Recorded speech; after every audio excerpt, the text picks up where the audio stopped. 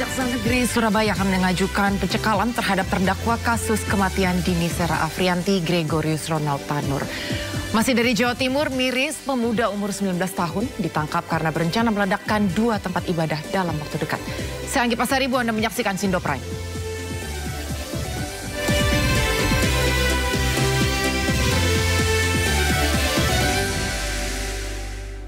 Pemirsa, Badan Keamanan Laut Republik Indonesia berhasil mengevakuasi penumpang dan kru kapal KM Niki Sejahtera yang mengalami kebakaran di perairan Banjarmasin, Kalimantan Selatan.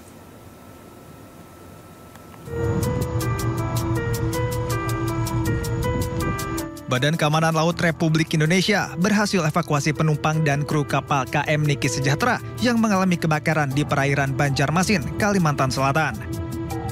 Evakuasi dilakukan menggunakan kapal Singa Laut 402 yang sedang melaksanakan operasi mandiri Jalan Nusa usai mendapat informasi dari kapal kontainer Meratus Kapuas pada Kamis pukul 2 siang waktu Indonesia Tengah. Diketahui kapal KM Niki Sejahtera tengah melakukan pelayaran dari Surabaya menuju Banjarmasin dan mengangkut 44 kru dan 108 penumpang. Alhamdulillah selesai evakuasi pada pukul 18.00 waktu Indonesia Tengah, dan seluruh personil dalam keadaan aman, personil KM Singa Laut dalam keadaan aman, seluruh penumpang dan kru KM Niki Sejahtera berada di KM Singa Laut dalam keadaan aman dan selamat. KM Niki Sejahtera yang memiliki panjang 131 meter ini juga angkut lebih dari 50 kendaraan, mulai dari sepeda motor hingga truk kontainer berukuran besar. Mengunjungi rumah keluarga almarhumah Dini Sera Aprianti di Sukabumi, Jawa Barat untuk memberikan pendampingan terhadap keluarga dan anak korban. Dan dalam kunjungan ini, keluarga korban menyampaikan harapan agar pendidikan anak korban terjamin dan hakim membatalkan vonis bebas terdakwa Gregorius Ronald Tanur.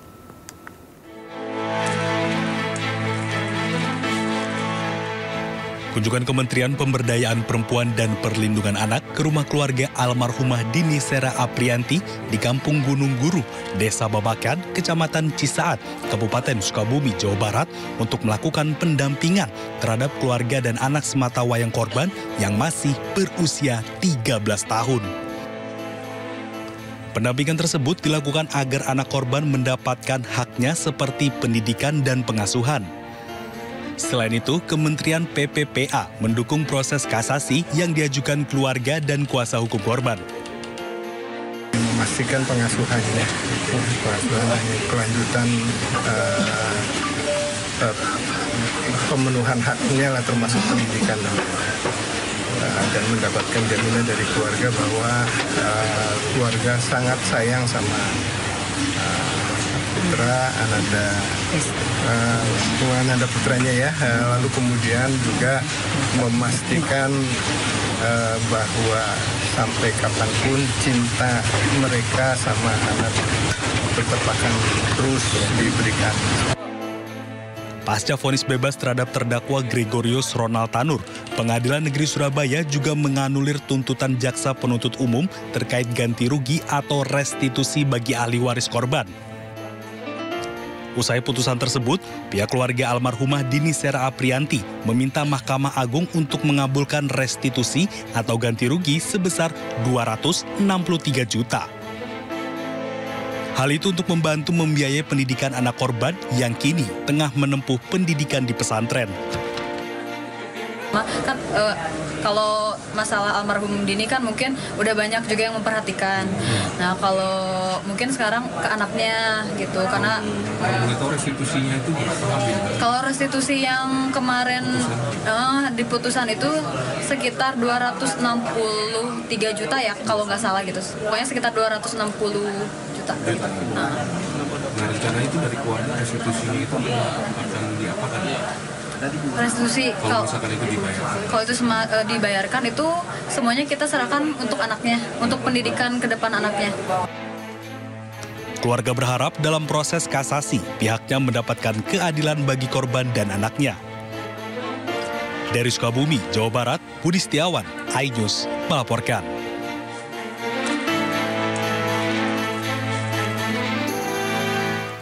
Ya, pemirsa, Kejaksaan Negeri Surabaya akan mengajukan pencekalan terhadap terdakwa kasus kematian Dini Sera Afrianti, Gregorius Ronald Tanur. Pencekalan akan dilakukan setelah kasasi terhadap putusan bebas Ronald Tanur didaftarkan ke Mahkamah Agung.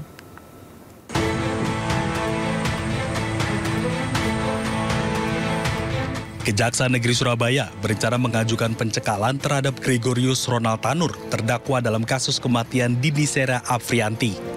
Pencekalan akan diajukan jika upaya hukum kasasi terhadap vonis bebas Ronald telah didaftar ke Mahkamah Agung. Kejari Surabaya akan berkoordinasi dengan pihak imigrasi dan Kemenkumham untuk mencegah Ronald berpergian ke luar negeri.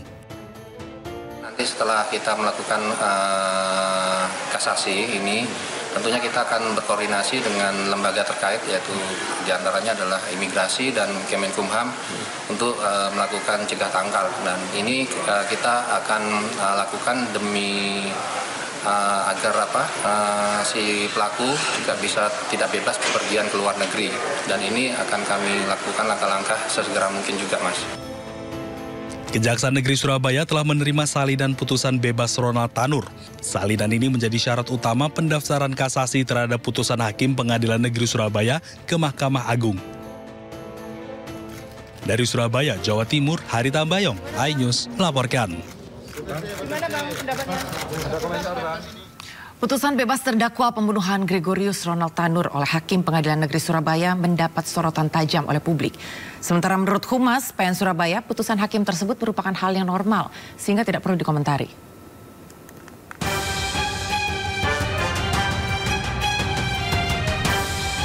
Putusan bebas Gregorius Ronald Tanur, terdakwa pembunuhan kekasihnya Dini Sera Afrianti, memantik kemarahan publik.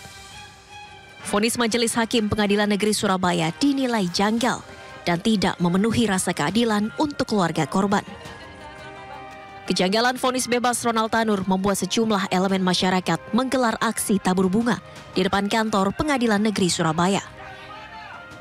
Aksi ini sebagai ungkapan rasa kecewa masyarakat terhadap putusan hakim yang dinilai jauh dari keadilan. Sementara itu, 3 hakim yang menjatuhkan vonis bebas kepada Ronald Tanur mendatangi kantor Pengadilan Tinggi Jawa Timur. Namun Erin Tuah Damani selaku hakim ketua membantah kedatangannya terkait polemik vonis yang dijatuhkannya, melainkan hanya untuk silaturahmi. Kami belum bisa memeriksa, belum bisa memeriksa, karena memang kan harus ada penugasan memeriksa dari manapun. Kami tidak periksa. Kalau toh hakim pengadilan negeri datang ke pengadilan tinggi adalah sudah biasa. Sementara itu, meski putusannya menuai kritik dan kecaman masyarakat, Pengadilan Negeri Surabaya menegaskan tidak bisa menilai atau mengomentari vonis yang telah dijatuhkan hakim karena melanggar kode etik. Humas Pengadilan Negeri Surabaya Alex Ada mengatakan pihaknya tidak bisa memberikan klarifikasi apapun terkait putusan tersebut karena belum ada sikap maupun tindakan dari Badan Pengawas Mahkamah Agung maupun Komisi Yudisial. Ini adalah sesuatu yang biasa. Biasa maksudnya bukan maksudnya bukan menyepelekan, artinya kita bereaksi karena memang tidak bisa menyampaikan, oh kami sudah melakukan pemeriksaan, oh kami seperti tuntutan masyarakat sekarang ya, kami sudah menaktifkan, belum bisa. Karena yang melakukan tindakan itu adalah badan di atas kami. Kami satker yang terbawah, yang melakukan pemeriksaan, yang akan melakukan investigasi, atau yang melakukan nanti telah adalah badan pengawasan Mahkamah Agung atau Komisi Yudisial. Pihaknya menambahkan tidak menyepelekan putusan vonis bebas tersebut. Namun pihaknya mengaku tak punya wewenang atas vonis yang telah diputuskan Hakim Pengadilan Negeri Surabaya. Tim Liputan iNews melaporkan.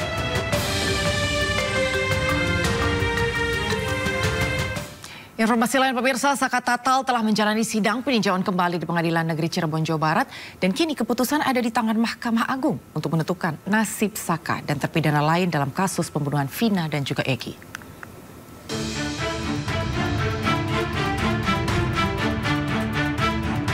Sidang peninjauan kembali Saka Tatal telah rampung. Bola panas kini berada di tangan Mahkamah Agung untuk menentukan nasib Saka Tatal.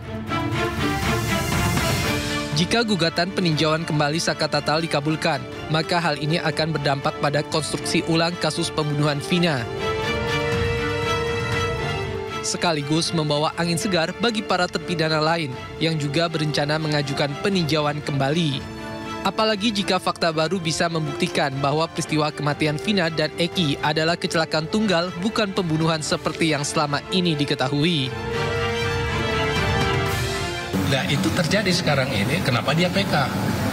Karena apa, pada saat itu diproses yang tidak adil. Itu yang pembuktiannya sekarang itu muncul. Bahkan kami minta yang merasa tidak adil sebaiknya ngajuin PK. Karena PK yang dilakukan oleh Tatal ini nanti juga berefek kepada kalau misalnya terbukti pokoknya, misalnya itu tidak ada tindak pidana pembunuhan berencana, tapi ada karena kecelakaan lalu lintas tunggal, misalnya begitu ya. Berarti semuanya rontok semuanya. Kalau Tatal itu diterima, Tatalnya rontok, semua terdakwa juga rontok semuanya. Karena objek utamanya tidak ada. Sebelumnya, pihak Saka Tatal mengajukan gugatan peninjauan kembali untuk memulihkan nama baiknya sebagai terpidana kasus pembunuhan Vina dan Eki. Saka Tatal menghadirkan 10 bukti baru dalam persidangan serta saksi fakta yang mengetahui kejadian sebenarnya. Berdasarkan keterangan beberapa saksi, ditemukan fakta bahwa Saka Tatal tidak terlibat sama sekali dalam kasus ini. Tim Liputan iNews melaporkan. Ya pemirsa, ahli hukum pidana Profesor Muzakir mengatakan keterangan saksi yang berada di bawah tekanan tidak bisa dijadikan dasar untuk memutus sebuah kasus. Dan ada kekhilafan majelis hakim yang memutus perkara pembunuhan tanpa bisa membuktikan satu persatu peran terdakwa. Jika kemudian diketahui bahwa pada saat dia memberikan pada saat itu ada sebut saja itu tekanan fisik maupun non fisik yang membuat dia tidak bisa berbuat sesuatu kecuali dia terpengaruhi atau dipengaruhi oleh kekuatan di luar dirinya yang melakukan pemaksaan secara fisik maupun non fisik itu, maka keterangan yang diberikan itu adalah keterangan yang tidak sesuai dengan keterangan kesaksian, yang seharusnya dia harus memberi keterangan kesaksian berdasarkan apa yang dialami sendiri, apa yang dilihat sendiri, atau apa yang didengar sendiri, tapi karena pengaruh-pengaruh dari luar dirinya, karena ada unsur paksa. Sementara itu pemirsa, dalam sidang peninjauan kembali yang digelar kemarin, Reza Indragiri yang hadir sebagai saksi meminta maaf kepada Ibtu Rudiana usai Mabes Polri menyatakan ayah Eki tidak melanggar etik. Namun Reza pastikan bila ada benturan kepentingan dalam bertugas, maka anggota Polri terkait melanggar kode etik. Tapi setelah keluar simpulan dari Mabes Polri yang dibacakan oleh Kadif Humas Mabes Polri, yaitu bunyinya kurang lebih bisa dicek di YouTube, Ibtu Rudiana selaku orang tua korban disimpulkan tidak melanggar etik apapun, maka praktis penilaian saya tentang Ibtu Rudiana salah total, majelis. Salah bagi saya untuk menganggap Ibtu Rudiana sebagai sosok yang telah menjahati masyarakat. Salah bagi saya untuk memandang Ibtu Rudiana sebagai potret personil penegakan hukum yang telah menyusahkan lembaganya sendiri. Salah bagi saya untuk menyimpulkan bahwa Ibtu Rudiana telah melanggar sekian banyak poin dalam kode etik profesi Polri. Atas dasar itu, dengan segala kerendahan hati, berbasis pada simpulan Mabes Polri, hasil pemeriksaan Propam dan Irwasum, saya dengan kerendahan hati mengaturkan permintaan maaf kepada Bapak Ibtu Rudiana selaku personil Polri. Demikian. Tetapi kembali ke pertanyaan saudara penasihat hukum. Seandainya hal-hal yang saudara katakan tadi itu benar adanya, maka tadi sudah saya sampaikan. Membuat laporan palsu, menyiksa terperiksa, dan kehilangan objektivitas akibat konflik kepentingan itu merupakan pelanggaran kode etik profesi Polri. Demikian. Maksudnya Bapak minta maaf kepada Rudiana karena dianggap benar itu. Saya tidak punya landasan lain kecuali menyimak dan mengiyakan simpulan Mabes Polri. Ya pemirsa, seorang pelajar di Kota Batu, Jawa Timur diduga berencana melakukan bom bunuh diri dan diskusinya akan kami hadirkan usai jeda. Tetap bersama kami.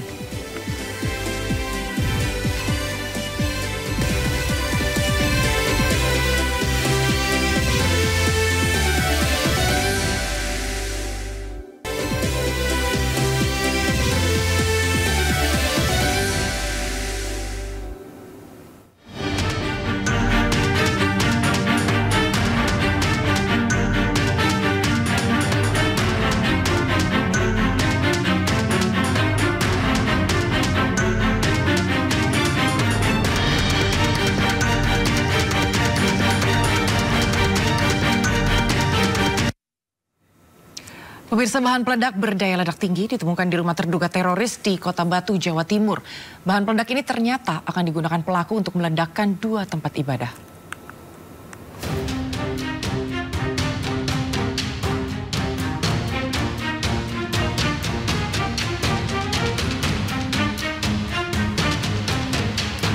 Penggeledahan aparat di rumah terduga teroris di perumahan Bunga Tanjung Junrejo, Kota Batu, Jawa Timur ditemukan banyaknya bahan peledak. 5 jerigen aseton, 30 kg hidrogen peroksida, ketapel, jarum suntik, serta casing bom. Diduga bahan-bahan peledak ini akan dirangkai menjadi bom dan akan digunakan untuk meledakkan 2 rumah ibadah dalam waktu dekat. Rekan-rekan juga sudah membaca di beberapa media, memang TO mereka ada 2 tempat ibadah ya. Ini ya, 2 tempat ibadah. Itu saja ya rekan-rekan ya. Pak, dari mana barang bukti dokumen Pak? Tempat ibadah itu nanti secara spesifik nanti di Mabes Polri ya. Densus 88 mengamankan 3 orang yang merupakan satu keluarga, ayah, ibu, dan anak asal Jakarta, mengaku bekerja di Batu. 1 di antaranya telah ditetapkan sebagai tersangka berstatus pelajar simpatisan Daulah Islamiyah. Ya Pak, enggak ada Pak. Tertutup atau bagaimana? Tertutup itu. Selama 1 tahun tinggal di sini. Ya. Gitu. Aktivitasnya apa Pak? Kerjanya apa Pak? Saya sendiri kurang tahu, kalau kerjanya saya sendiri kurang tahu ya. Rumah ini dikontrak selama 2 tahun dan ketiganya baru menghuni 1,5 tahun. Dari Batu, Jawa Timur, Denny Irwansyah, iNews melaporkan. Ya pemirsa, Densus 88 anti teror temukan sejumlah bahan kimia untuk membuat peledak di rumah terduga teroris di Kota Batu, Jawa Timur. 3 terduga teroris dari satu keluarga, ayah, ibu, anak masih diperiksa secara intensif.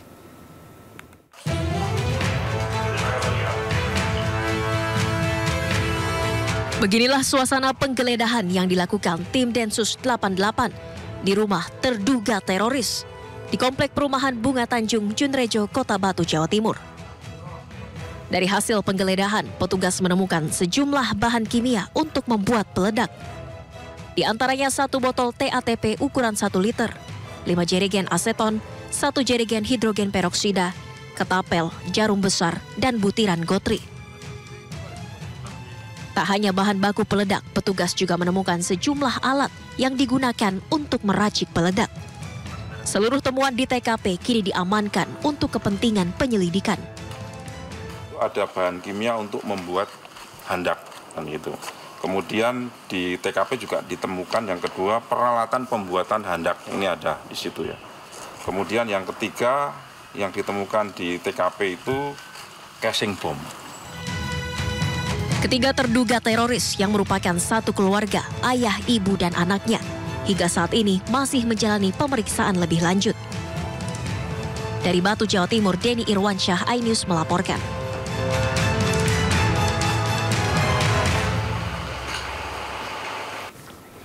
Pemirsa, bahan peledak berdaya ledak tinggi ditemukan di rumah terduga teroris di Kota Batu, Jawa Timur. Salah satunya adalah remaja berusia 19 tahun yang berencana untuk meledakkan 2 tempat ibadah. Apakah sel-sel teroris masih hidup di negara ini? Dan apakah mulai menargetkan anak muda di tanah air? Untuk pembahasan lebih lanjut sudah hadir bersama kami pemirsa tenaga ahli utama bidang keamanan Kantor Staf Presiden RI, Ridwan Habib, dan juga anggota dari Komisi 1 DPR RI. Selamat malam, Mas Ridwan. Selamat malam. Baik, selamat malam. Terima kasih untuk waktunya dan juga sudah hadir Ken Setiawan, pendiri NII Crisis Center. Selamat malam, Bang Ken. Selamat malam, Andi. Baik, tadi kami juga sudah mengundang Dev Laksono selaku anggota Komisi 1 DPR RI, namun karena force majeure terpaksa tidak hadir untuk dialog pada malam ini. Bapak-bapak, mungkin saya ke Mas Ridwan terlebih dahulu, nanti bisa ditanggapi oleh Mas Ken. Sebetulnya kan kasus teroris ini bukan baru pertama kali terjadi ya, dan ini kembali terulang. Apakah ini sebetulnya memang mengungkapkan bahwa nyatanya doktrin terorisme masih ada dan memang masih terus berjalan di Indonesia, dan saat ini masuk justru ke anak-anak remaja. Tanggapan dari Bang Ridwan sendiri seperti apa? Ya, memang ini satu keprihatinan di sisi lain, dan juga di sisi lainnya juga satu prestasi dari Densus 88 ya. Karena kita prihatin ternyata memang pengkaderan ini masih terjadi, narasi-narasi radikalisme, ekstremisme itu masih muncul di kalangan pelajar. Tetapi di sisi lain, alhamdulillah Densus 88 bisa bergerak cepat sehingga operasi atau plot terorismenya ini tidak terjadi, Anggi. Jadi ini satu sisi kita apresiasi kerja Densus 88, tapi di sisi lain kita masih prihatin bahwa ternyata memang ideologi-ideologi radikalisme, ideologi-ideologi pro terorisme masih ada dan eksis di Indonesia. Gitu.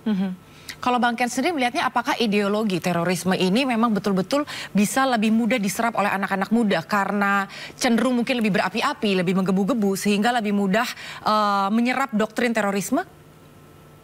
Ya, anak muda itu memang lebih mudah ya. Mereka menjadi sasaran empuk bagi kelompok intoleran, radikal, dan terorisme. Jadi nggak bisa langsung orang ujuk-ujuk ke teroris. Jadi ada tahapan orang intoleran, naik level menjadi radikal. Ketika sudah radikal, tinggal menemukan mentor saja bagaimana untuk melakukan aksi-aksi teror itu. Jadi memang anak-anak muda ini sedang mencari identitas. Nah, ini mudah sekali ketika ketemu hal-hal baru, apalagi disugesti dengan hal-hal agama. Ini akan mudah sekali mereka terbawa ke sana. Ditambah lagi sekarang media sosial, informasi begitu lengkap, komplit, yang negatif juga ada di samping yang positif.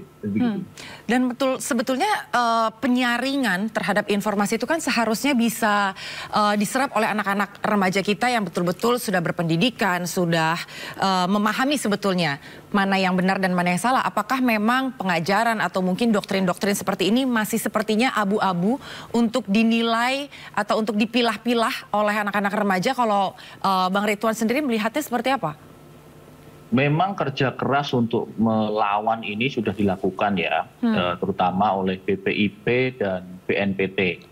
Mas Ken beberapa kali juga menjadi salah satu narasumber dari BPIP dan BNPT keliling ke berbagai wilayah di Indonesia.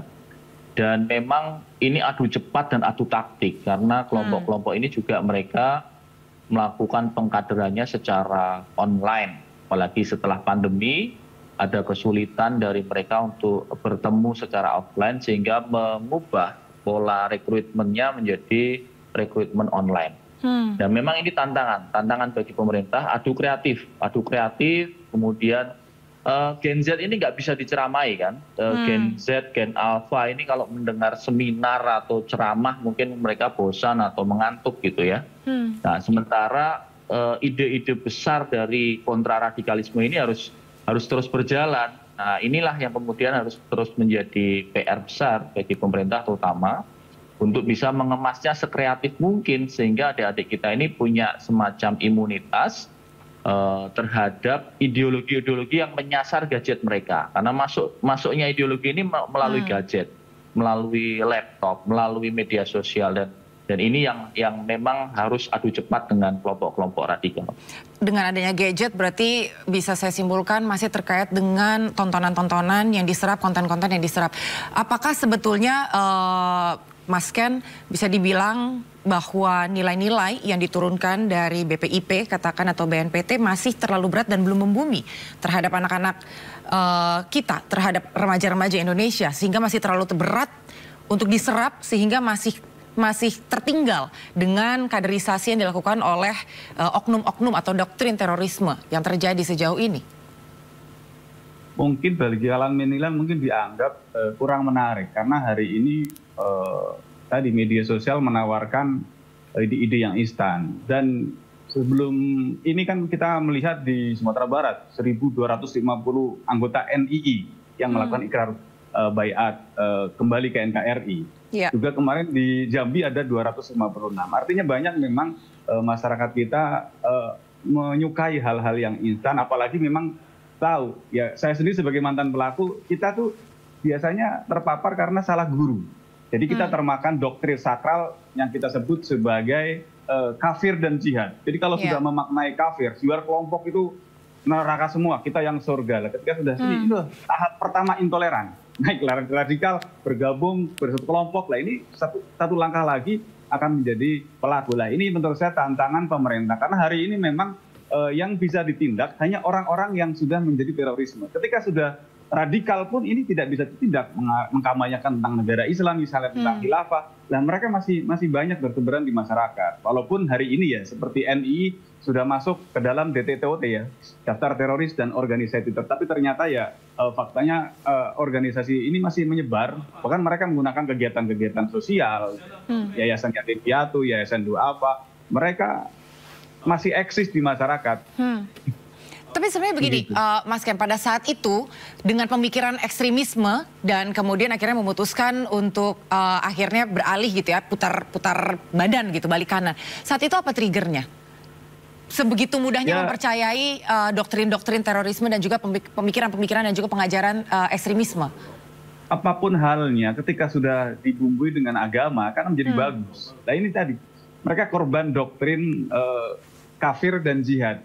Tapi kan jadi pengajarannya menyimpang, Mas Ken, sebetulnya ya? Awalnya tidak. Semuanya menggunakan ayat-ayat kitab suci, menggunakan hadis, menggunakan rujukan yang benar. Awalnya mereka diajak untuk menjadi orang yang misalnya menjadi orang Islam yang kafah. Orang Islam harus tinggal di negara Islam menggunakan hukum Islam. Hari ini negaranya tauhid, undang-undangnya KUHP peninggalan penjajah Belanda, nggak akan pernah pro dengan masyarakat misalnya. Nah ini terus digulirkan oleh mereka sehingga karena sering digaungkan, akhirnya seolah-olah menjadi tersugesti, benar ya karena ini landasannya adalah kitab suci. Oh berarti benar. Kalau melawan kitab suci, oh berarti kita orang kafir. Kembali lagi ke situ. Nah ini yang kadang-kadang masyarakat kita, terutama yang minim literasi, mudah sekali membenarkan. Apalagi kadang-kadang yang menyampaikan, mohon maaf, tokoh agama. Nah ini juga menurut saya hal yang sangat memprihatinkan. Ada tanggapan dari Anda, Mas Riktuan? Iya, memang pemerintah sedang mencari formula terbaik ya. Kita tentu, kami di kantor staf presiden, terutama di Kedeputian 5, selalu berkomunikasi dengan banyak stakeholder.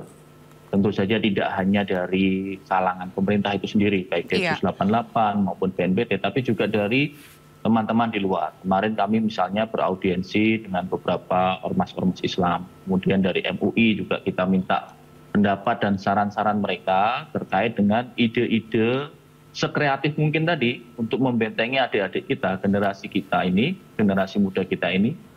Karena mau tidak mau, kalau kita tidak bergerak, kelompok teror ini, kelompok radikal ini bergerak terus begitu.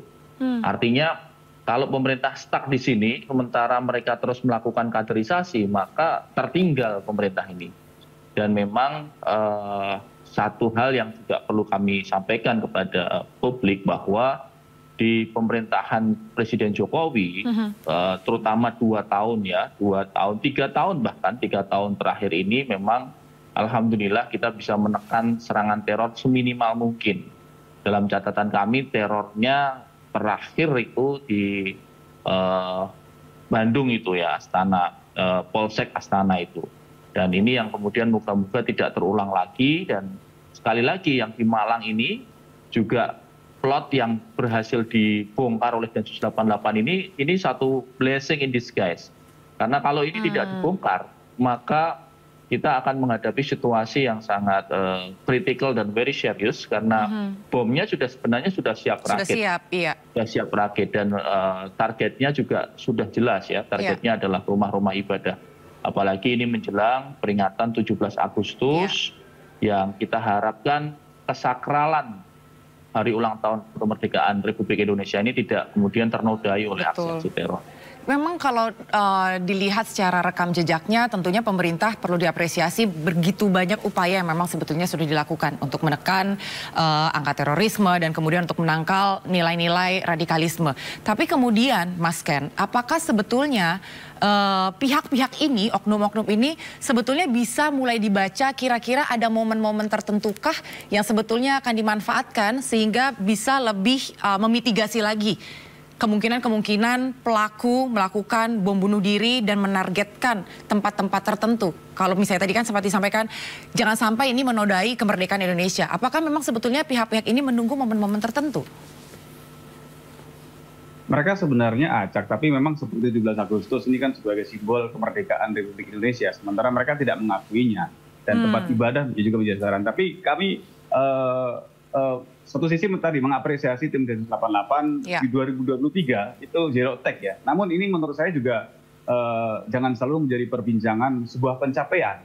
Tapi ini sebagai alarm bahwa aliran air radikalisme dan terorisme ketika tenang itu malah justru menyimpan sebuah potensi yang bahaya. Ketenangan belum tentu tidak ada pergerakan ya sebetulnya. Iya, gitu. Jadi memang ini tantangan bagaimana aparat kita ke depan. Karena memang kami justru ketika media diam, NI Crisis Center mendapatkan banyak laporan yang tadi anaknya tiba-tiba hilang, mengkafirkan orang tua, bahkan yang sudah keluarga, nipu orang jual aset-aset keluarga. Jadi yang banyak kalangan malah perantau, pulang ke rumah jual warisan untuk infak. Nah ini kan menurut saya bahaya dan memang mereka itu tidak mau dipublish, alasan aib, malu nanti ketika diberitakan, takut diteror juga nanti ketika mereka misalnya diketahui oleh masyarakat termasuk aparat kepolisian. Nah ini menjadi dilematis. Padahal ini fakta. Ini perusahaan radikalisme dan terorisme bukan isapan jempol, ini fakta dan terjadi. Bahkan kalau kami melihatnya ini sebuah tragedi kemanusiaan. Orang ditipu atas nama agama, dihancurkan ekonominya, dihancurkan akhlak dan akidahnya, dihancurkan masa depannya. Ini kan komplit. Nah ini menurut saya menjadi kejahatan kemanusiaan. Tapi kembali kalau memang mereka belum melakukan tindakan teror, aparat belum bisa nangkep. Ini permasalahannya. Iya, karena kan sebetulnya kita berharap jangan sampai melakukan aksi teror terlebih dahulu. Apalagi tadi Mas Ridwan menyampaikan bahwa sebetulnya aksi ini tuh sudah siap, tinggal dieksekusi saja. Tapi jangan kemana-mana, kita masih akan membahas lebih lanjut. Mas Ken dan juga Mas Ridwan, kita akan jeda dulu sesaat. Pemirsa jangan kemana-mana, Sindo Prime masih akan segera kembali usai jeda, tetap bersama kami.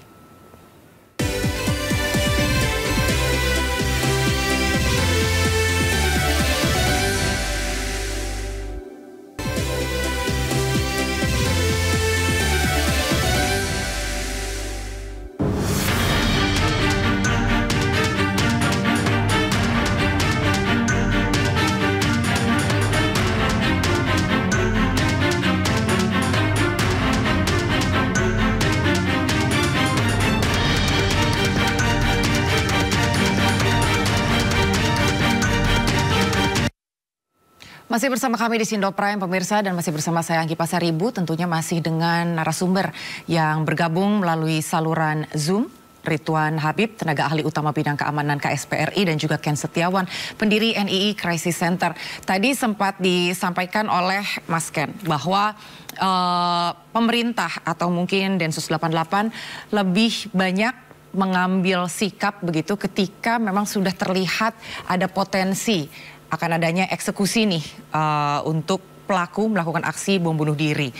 Kalau menurut Mas Ridwan sendiri, apakah sebetulnya tidak seperti itu atau memang sebetulnya sudah terpetakan sehingga memitigasi eksekusi dari pelaku melakukan aksi bom bunuh diri itu sebetulnya bisa dilakukan? Iya, kerja-kerja untuk melawan teror ini tidak hanya sekedar kerja penindakan ya, Mbak Anggi ya, tapi juga kerja pencegahan. Kita sudah punya RAN-PE, Perpres RAN-PE, yakni tentang bagaimana semua stakeholder itu melakukan upaya bersama melakukan pencegahan dini. Dan ini pengampunya BNPT memang, Badan Nasional Penanggulangan Terorisme. Nah dari situ pencegahan ini turunannya banyak. Pencegahan di lingkungan keluarga, itu juga melibatkan Kementerian Sosial, BKKBN, dan beberapa instansi yang lain. Kemudian ada pencegahan di lingkungan sekolah dan seterusnya. Adapun memang kerja-kerja intelijen Densus 88 juga tidak berhenti.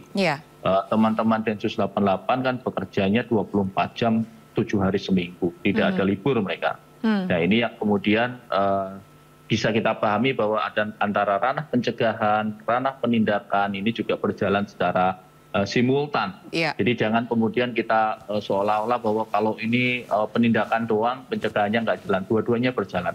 Memang ada lubang-lubang yang belum ideal, ada yang belum pas begitu, dan terus disempurnakan. 2 hari yang lalu kami menghadiri juga satu acara bersama dari BNPT yang kemudian melibatkan multi stakeholder dari sana, bahkan termasuk juga mantan napi terorisme diundang untuk kemudian mendapatkan semacam insight masukan dari mantan pelaku gitu ya. Bagaimana ketika mereka misalnya merekrut pemuda, bagaimana mereka mengembangkan perekrutannya, dari situ kemudian kita pelajari dan kita cari antidotnya, kita cari antitesisnya. Ini yang juga terus dilakukan oleh teman-teman. Iya, karena mungkin testimoni dan juga keterangan-keterangan yang dulu sempat mendoktrinisasi mantan pelaku, diharapkan memang bisa menjadi suatu hal yang sekiranya bisa men-stop pihak-pihak tertentu untuk melakukan aksi terorisme. Kalau Mas Ken sendiri, Anda sepakat nggak bahwa ini kan ada keterangan dari pihak kepolisian bahwa remaja yang di Batu ini dikatakan justru sebetulnya terafiliasi dari Daulah Islamiyah yang terkoneksi oleh ISIS? Ya, Daulah Islamiyah ini kan gabungan dari beberapa kelompok yang kita sebut tadi, baik JI, JAD, NII, ngumpul di sana. Jadi ini kan yang kita khawatirkan justru adalah orang-orang yang tidak bergabung pada sebuah gerakan. Mereka yang sudah radikal secara pemikiran dan punya keterampilan. Nah ini yang akhirnya bisa juga melakukan aksi lone wolf. Ini yang menurut saya lebih bahaya. Mereka bisa melakukan kapan dan dimanapun mereka bisa. Jadi ini tantangan berat memang. Jadi kita berharap ini ibarat ada bencana misalnya tsunami atau gempa, ada mitigasi yang jelas. Kita selama ini masih melihat di pemerintahan masih ada ego sektoral. Misalnya ada BNPT, ada Densus 88, ada Kemendagri, ada Kemensos, terus ada Kominfo. Ego sektoral seperti apa tuh Mas Ken? Masih menjalani sesuai dengan yang di internal saja. Padahal ini kan tadi di rantai ini kan sebuah kolaborasi yang harus bersama-sama dilakukan. Jadi kita melihat ada ego sektoral belum harmoni lah, belum sinergi. Nah ini yang kita kalau sinergi kan bisa. Kadang permasalahan ada di bawah, kegiatan juga kadang-kadang di kota-kota bukan di titik permasalahan yang kadang-kadang basis-basis di daerah. Bahkan kita juga melihat sekarang radikalisasi juga masuk ke lembaga pendidikan, masuk ke pesantren-pesantren. Kita ngelaporin kadang bingung, ini dilaporin bukan wewenang dinas pendidikan, ini wilayah tentang agama. Ketika kita cek ke pendidikan agama, itu seperti bola pingpong ya. Jadi bukan wewenang kami gitu. Terus mau lapor ke siapa gitu. Iya, bisa dipahami. Seperti bola pingpong ya, main lempar ini harusnya tanggung jawab siapa. Tapi kalau tadi pernyataan dari Mas Ridwan terkait dengan adanya kesaksian-kesaksian dari mantan teroris, sebetulnya itu bisa membantu memitigasi tindakan atau aksi-aksi katakanlah dalam tanda kutip konyol dari pelaku? Kita malah justru berharap orang-orang yang memang sudah pernah menjadi pelaku memberi kesaksian. Selama ini kan tidak. Bahkan ya ada yang alasannya kami takut, kami malu dan lain sebagainya. Padahal ternyata ikrar setia NKRI-nya kadang-kadang karena takut ditangkap saja mereka melakukan ikrar. Kita berharap ikrar itu dilandasi bahwa ini sebuah penyesalan. Kita sudah ditipu sama sebuah kelompok, ya ada muncul tanggung jawab. Bagaimana dia memberikan kesaksian? Karena hari ini kan dari banyak kalangan ya, mulai pelajar, mahasiswa, kalangan buruh ini yang paling banyak juga menurut saya sampai hari ini belum disentuh oleh aparat pemerintah. Orang yang merantau dari daerah ke ibu kota, tinggal di pinggiran Jakarta yang mereka hanya tinggal kos-kosan maupun dikontrakan. Ini ketika mereka nggak pulang sehari, seminggu atau sebulan, gak ada yang nyari. Berbeda dengan misalnya mahasiswa yang dengan orang tuanya. Pulang sore tiba-tiba pulang malam ketahuan. Biayanya sudah minta lagi ketahuan. Nah kalau tinggal di kos-kosan, dikontrakan, siapa yang pantau? Dan ini korban paling banyak yang menurut saya sampai hari ini belum tersentuh sama aparat dan pemerintah. Kita juga berharap kalangan ini juga bisa disentuh. Bagaimana mereka ya merantau ini kadang pengen bantu orang tua. Tadi ketika mereka sudah terpapar, pulang ke rumah itu jual aset untuk infak. Lah ini kan menurut saya sebuah persoalan yang sangat memprihatinkan. Iya, Jadi, bisa dibaca dari tindakan-tindakan dan juga sikap-sikap yang sebetulnya agak mencurigakan ya, aktivitas-aktivitas yang mencurigakan ya. betul. Dan Iya. mereka hari ini justru malah membaur di masyarakat. Iya. Seperti Bunglon, mereka menyerupai komunitas masyarakat. Nah ini kan agak susah untuk mendeteksi. Jadi mereka kelihatannya ya sudah nasionalis secara fisiknya, secara tampilan. Kadang ngomong dia masalah toleransi juga, tapi ternyata ini hanya sebuah kamuflase. Dalam bahasa mereka namanya takia, menyembunyikan jati dirinya. Jadi tantangan pemerintah dan aparat memang ke depan semakin besar dalam hal ini untuk membendung arus radikalisme di kalangan masyarakat, khususnya di kalangan pemuda ini. Baik, yang terakhir Mas Ridwan sendiri ada tanggapannya bagaimana upaya-upaya dari pemerintah betul-betul bisa digalakkan bagaimana mengatasi ego sektoral, karena sepertinya paham-paham radikalisme dan juga nilai-nilai yang diberikan sepertinya begitu kuat sehingga lebih mudah diserap dan lebih mudah masuk ke kalangan anak-anak muda. Ya, kantor staf presiden selalu terbuka dengan masukan, ide. Terima kasih, tadi saya sudah catat semua, Mas Ken, atas ide-ide beliau dan masukan beliau. Tentu saja memang prosesnya berjalan terus. Kita selalu berharap bahwa masing-masing instansi itu menghilangkan ego sektoral dan kami di kantor staf presiden juga salah satu tugasnya adalah melakukan debottlenecking atau membuka sumbatan komunikasi, sehingga kadangkala kalau misalnya mereka satu instansi dengan instansi yang lain tidak bisa dialog, kami harus undang ke istana, sehingga kemudian di istana 4-5 instansi duduk bersama dan Pak Muldoko, Kepala Staf Kepresidenan, mengingatkan bahwa masalah seperti ini harus selesai cepat, tidak ada ego sektoral dan langsung ada keputusan. Nah, terkait dengan kontraterorisme, ini kita juga sedang melakukan satu terobosan baru, yakni menciptakan sistem evaluasi monitoring secara rutin, dan akibatnya nanti dampaknya nanti diharapkan Bapak Presiden, baik Presiden Joko Widodo maupun Presiden nanti Pak Prabowo Subianto, itu akan mendapatkan data-data yang recent ya, data-data terbaru, bahkan bisa dalam hitungan jam, sehingga ketika ada misalnya indikasi-indikasi aksi teror itu bisa kemudian dilakukan mitigasi secara cepat. Gitu Mbak Andi. Baik, terima kasih sekali untuk pemaparannya, untuk upaya-upaya yang juga sudah digalakan oleh pemerintah. Kami juga pasti percaya bahwa pemerintah tidak tinggal diam, tinggal bagaimana bisa mensinergikan semua aspek dan juga bagaimana setiap kementerian juga bisa saling bersinergi. Terima kasih sekali untuk waktunya Mas Ridwan dan juga Mas Ken. Tetap sehat selalu. Selamat malam. Selamat malam. Pemirsa, gaya santai atlet tembak Turki dan Korea Selatan viral di media sosial. Tetap di Sindo Prime.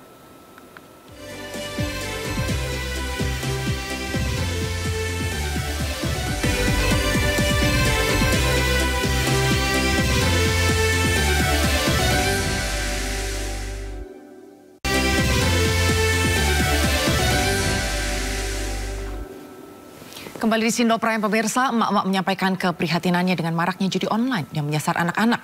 Mereka menyampaikan hal ini langsung kepada Menkom Info. Sejumlah emak-emak dari segmentasi emak-emak dan perempuan, kreativitas perempuan Indonesia Maju bertemu dengan Menteri Komunikasi dan Informatika Budi Ari Setiadi di kantor Kemenkom Info Jakarta. Mereka meminta pemerintah memberantas judi online yang semakin memprihatinkan. Permintaan ini ditanggapi positif oleh Menkom Info karena pengguna judi online sudah banyak menyasar anak-anak dan mempengaruhi perekonomian keluarga. Menkom Info juga menyoroti dugaan modus jual beli pulsa, tapi ternyata untuk usaha judi online.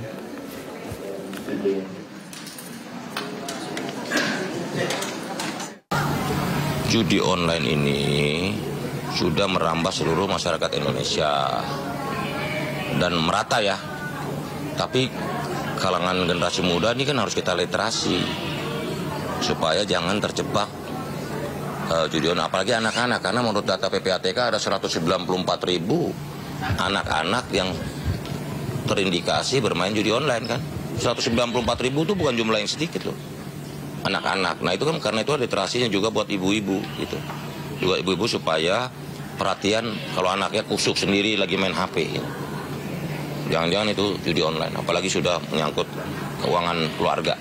Ada indikasi baru, usaha handphone itu digunakan juga untuk judi online, ya. Jadi uangnya diputerin seolah-olah jual beli pulsa nih, enggak lah. Nah karena itulah kita dari Kementerian Komunikasi Informatika membuat regulasi untuk membatasi transfer pulsa maksimal Rp1 juta per hari.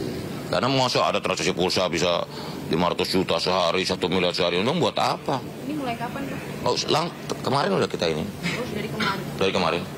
Sementara itu pemirsa, Wakil Presiden RI Maruf Amin buka suara terkait gaduh sosok berinisial T yang disebut sebagai pengendali judi online di Indonesia. Wapres mendesak Bareskrim mengungkap sosok tersebut agar tidak terus menjadi polemik. Saya kira tidak, memang diungkap dalam sidang kabinet itu kan ada, bahwa ada pihak-pihak antara lain yang berinisial T, ya. Tentu sidang kabinet tidak menindaklanjuti sampai kepada. Nah sekarang kan sudah diungkap dan sudah dilaporkan ke Bareskrim, sudah dipanggil gitu istilahnya. Tinggal ya ditindaklanjuti aja oleh Bareskrim. Seperti apa, siapa, T itu siapa, betul apa tidak. Nah itu supaya nanti dibikin lebih terang aja, ya. Ya karena ini sudah terbuka, semuanya sudah tahu, sudah dipublish, sudah dilaporkan kepada Bareskrim, tinggal Bareskrim menindaklanjuti. Kita harapkan nanti tidak lagi akan polemik, tidak lagi akan orang T itu siapa, T ini, T itu, kan bisa salah-salah itu kan. Jangan-jangan T ini, jangan-jangan T itu. Kan banyak nama T. Nah itu saya kira itu aja. Usai memberikan pernyataan praktik judi online dikendalikan sosok inisial T, Kepala BP2MI Benny Ramdhani menjalani pemeriksaan di Bareskrim Polri. Benny menyebutkan tak hanya inisial T, tapi juga banyak inisial lain yang disampaikan.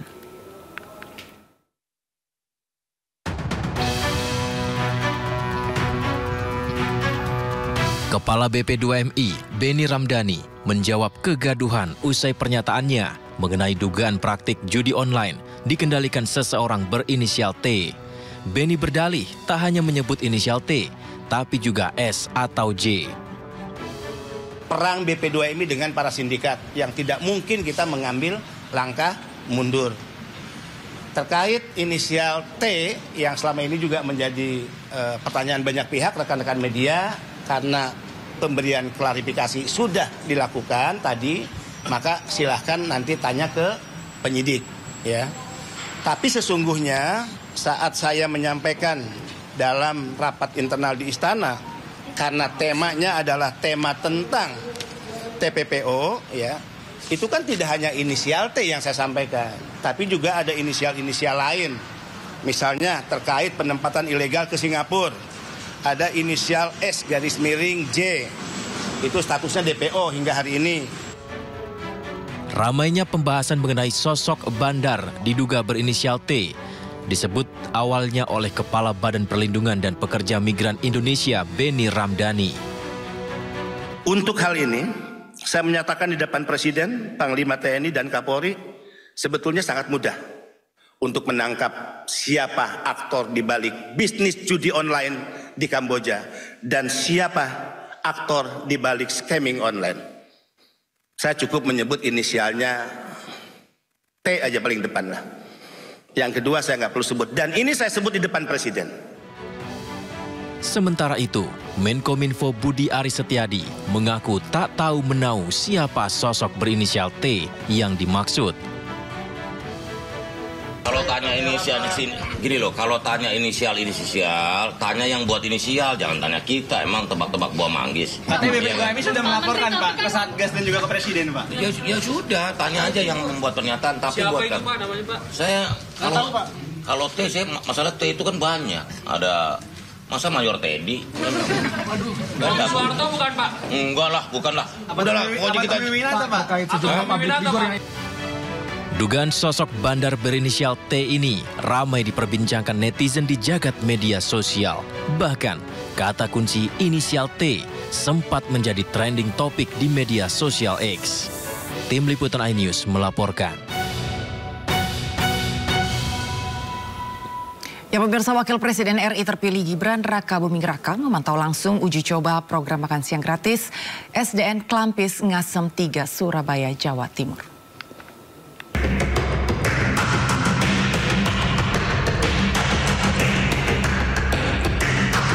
Wakil Presiden terpilih Gibran Rakabuming Raka meninjau proses uji coba program makan siang gratis untuk seluruh murid Sekolah Dasar Kelampis Ngasem 3 Surabaya, Jawa Timur. Dalam kunjungannya, Gibran didampingi Wali Kota Surabaya Eri Cahyadi, mantan Gubernur dan Wakil Gubernur Jawa Timur Khofifah Indar Parawansa, serta Emil Dardak. Gibran mengklaim program sudah berjalan baik, menciptakan multiplayer effect dengan sejumlah pihak yang terlibat. 15.000 kemarin, ya saya kan sudah bilang setiap kota pasti bervariasi. Kemarin 14.900, ini 15.000 dengan menu lauknya tadi apa? Ayam saus manis ya. Ayam, ada sayur, ada melon, nasi, ada susu. Jadi komposisinya yang ideal memang seperti itu. Anggarannya dari mana sih Mas, CSR atau? Kalau ini CSR ya, dari Gojek. Hal senada disampaikan oleh Wali Kota Surabaya bahwa dengan anggaran hanya Rp15.000 per anak bisa mendapatkan menu makan siang yang bergizi. Yang kedua, makanan yang disampaikan oleh teman-teman foto tadi itu ada menu-menu yang di situ ada kandungan gizinya. Yang mengeluarkan adalah Dinas Kesehatan. Jadi ini sekaligus mengurangi gizi buruk, stunting, saya tetap akan jaga. Yang ketiga, di sekolah ini ada pemilahan sampah di setiap sekolah. Jadi ada organik dan anorganik. Jadi ketika ada sampah plastik, maka sampah itu akan kembali ke anak-anak, akan kita jual, berikan ke bank sampah akan dijual, maka uang yang dari hasil plastik tadi masuk ke anak yang makan tadi. Harga setiap paket makanan di program makan siang gratis ini bervariasi. Sementara untuk Kota Surabaya mendapat budget sekitar Rp15.000 per paketnya. Dari Surabaya, Yuda Prawira, iNews melaporkan. Pengusaha jalan tol Yusuf Hamka alias Bapak Alun mengaku siap dipasangkan dengan Anies Baswedan untuk maju di Pilkada 2024. Namun Bapak Alun masih menunggu keputusan partai terkait posisinya.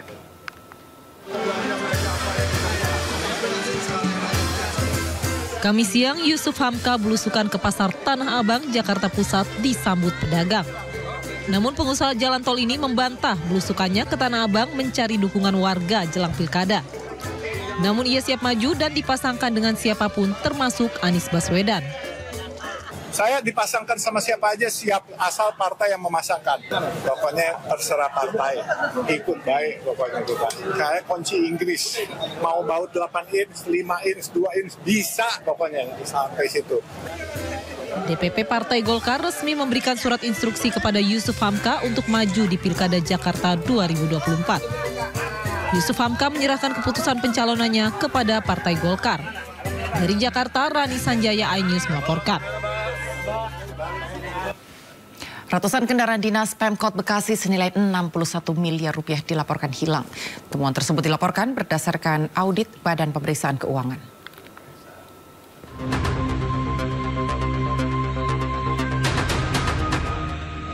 Sebanyak 635 unit kendaraan dinas pemerintah Kota Bekasi, Jawa Barat dilaporkan hilang. Nilai kendaraan dinas yang hilang mencapai Rp61 miliar.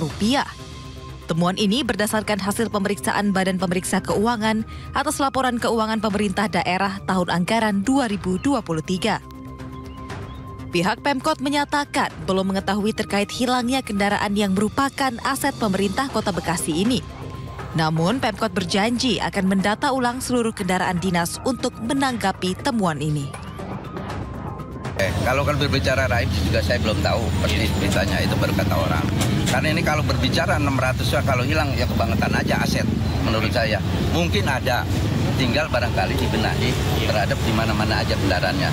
Karena kalau lihat dari tahun-tahun mungkin ini dari tahun berapa ini ya beritanya ini kan. Saya khawatir ini adalah dari tahun seandainya maaf ya 2005 atau 2000 semenjak ada nih Pemkot lah gitu kan. Ya. Selain itu, pemerintah Kota Bekasi juga akan mengambil sejumlah langkah lain. Di antaranya memblokir tunggakan kendaraan rusak, dihibahkan atau dilelang oleh Pemkot. Dari Bekasi, Jawa Barat, Rahmat Hidayat, iNews melaporkan. Informasi lain pemirsa, Komisi Pemberantasan Korupsi kembali memanggil pihak-pihak terkait kasus TPPU mantan Gubernur Maluku Utara Abdul Ghani Kasuba. Setelah mangkir 2 kali, CEO PT Nusa Halmahera Mineral Romo Nitiyudo Wahyo datang dan diperiksa selama lebih dari 5 jam.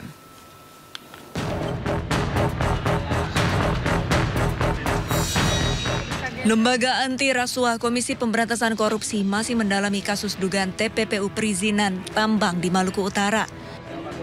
Kali ini, KPK memanggil CEO PT Nusa Halmahera Mineral, Romo Nitiyudo Wahyo alias Haji Romo alias Haji Robert. Dirinya diperiksa KPK selama hampir 6 jam.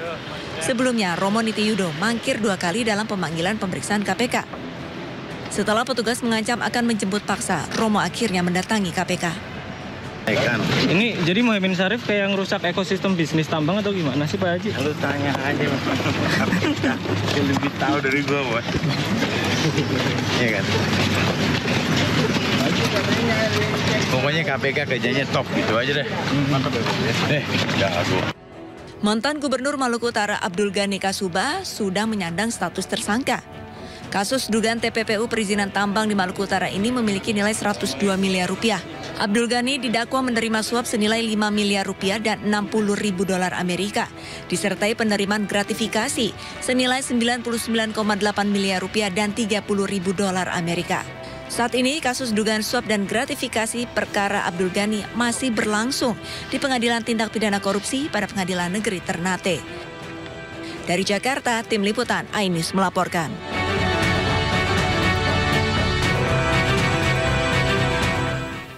Dan pemirsa, Presiden Joko Widodo menyampaikan permintaan maaf atas kesalahan yang dilakukan selama menjabat sebagai presiden. Penyampaian maaf tersebut diungkap saat menghadiri acara zikir dan doa kebangsaan di Istana Merdeka. Saudara-saudara sebangsa dan setanah air, dalam kesempatan yang baik ini, di hari pertama bulan kemerdekaan, bulan Agustus, dengan segenap kesungguhan dan kerendahan hati, izinkanlah saya dan Profesor Kiai Haji Ma'ruf Amin ingin memohon maaf yang sedalam-dalamnya atas segala salah dan kilap selama ini, khususnya selama kami berdua menjalankan amanah sebagai Presiden Republik Indonesia dan sebagai Wakil Presiden Republik Indonesia. Kami sangat menyadari bahwa sebagai manusia kami tidak mungkin dapat menyenangkan semua pihak. Kami juga tidak mungkin dapat memenuhi harapan semua pihak. Saya tidak sempurna. Saya manusia biasa. Kesempurnaan itu hanya milik Allah Subhanahu wa Ta'ala. Hanya milik Allah, kerajaan langit dan bumi serta apapun yang ada di dalamnya.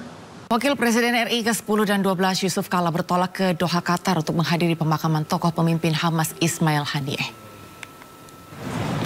Yusuf Kala yang didampingi oleh Menteri Hukum dan Hak Asasi Manusia RI periode 2004-2007 Hamid Awaludin bertolak ke Qatar Kamis 1 Agustus. Dalam keterangannya, JK mengaku keberangkatannya ke Qatar adalah untuk menghadiri pemakaman pemimpin Hamas Ismail Haniyeh. Dia juga menyebut kehadiran delegasi Indonesia adalah harapan dari rakyat Palestina. Diketahui doa pemakaman Ismail Haniyeh akan diadakan di Teheran, Iran, Kamis 1 Agustus pukul 8 pagi waktu setempat. Jenazah almarhum kemudian akan dibawa ke ibu kota Qatar, Doha, usai disolatkan. Makanan, Pak.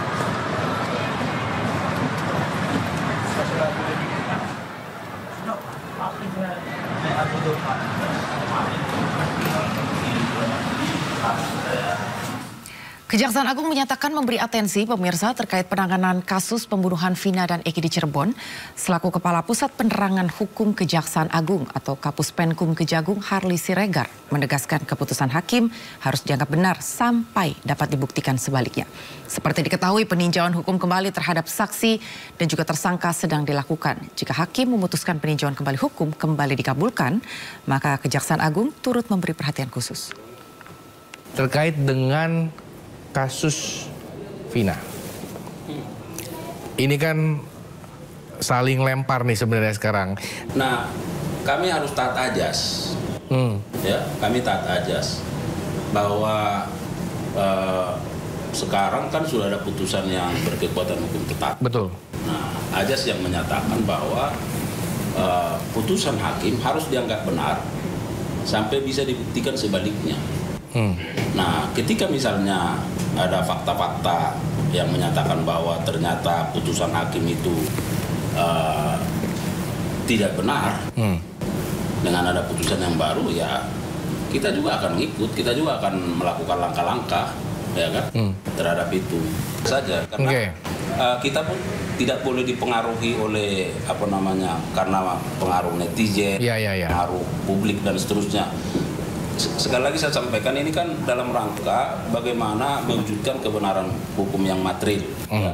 Apalagi ini kasusnya kan tidak sederhana, kasus pembunuhan. Jangan sampai ada orang yang dihukum ternyata tidak bersalah. Nah, dalam konteks ini bahwa saya sampaikan jaksa tentu taat ajas karena hingga saat ini kan masih harus dipegang ada putusan terdahulu yang menyatakan bahwa para pelaku ini bersalah. Betul. Nah, dan KUHP kita menjamin ada hak-hak terpidana, ada hak-hak keluarga untuk mengajukan PK itu. Nah, ketika misalnya nanti hakim bahwa memandang ini ternyata PK-nya katakan dikabulkan dan ada putusan yang berbeda dengan putusan sebelumnya, nah tentu kita akan sikapi, kita akan atensi terhadap persoalan ini. Jadi kita bekerja bukan karena bahwa ada tuntutan masyarakat, ya itu menjadi pertimbangan kita, tapi kita tidak di situ karena kita terkait dengan penegakan hukum yang berdasarkan.